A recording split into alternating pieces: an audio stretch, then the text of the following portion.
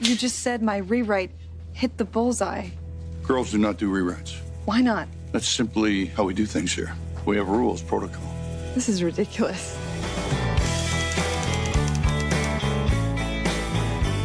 Good Girls Revolt is about a group of young women who have their dream job at a weekly magazine, and they ask to be treated fairly. That very simple, brave request wreaks havoc on their love lives and their sex lives and friendships and family relationships. Ben, we got a story here. The book that inspired this show is called The Good Girls Revolt by Lynn Povich, who was a researcher at Newsweek magazine. We fictionalized the characters except for Nora Ephron and Eleanor Holmes Norton. Who is that? She's from the ACLU. So that we were free to examine relationships in their most psychological aspects. Good morning, my whispering coven. During that time, it was only men who were writing the articles, and all the women were doing all the research and really doing the writing. What? You're pretty cute when you got a scoop. The women did most of the work, passed on the stories that were reported and investigated and written by them to their male reporters who were their superiors. And so these girls all have different trajectories and different assignments in their lives. Suddenly they're given some awareness by a newcomer named Nora Ephron. What? It's like you guys are fighting over the lower bunk bed in jail. Who gets to make the guys who are writing the story look better?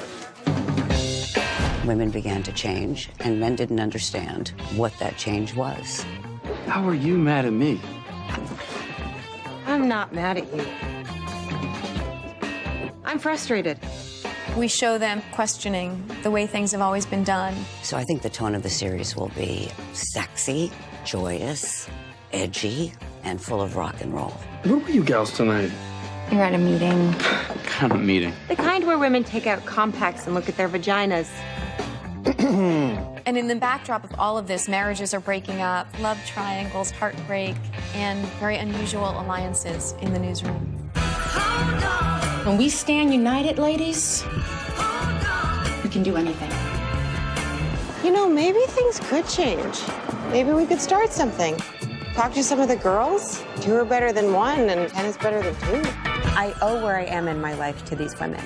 I just have such an incredible debt of gratitude to the women who had the bravery to stand up and say, this isn't fair. I'm better than this. I think feminism today has been thought of as such an unfun, sort of dutiful gate we had to pass through, when in fact the feminists of the time were young women who were drinking at bars with their colleagues and having sex with the wrong guys or the right guys and falling in love and making decisions about friendships and families. And they had a real love of life, and it was very, very joyful. And the sisterhood they found in being feminists was not this rageful exercise. It was a really exciting feeling of empowerment, and I'd like to show that.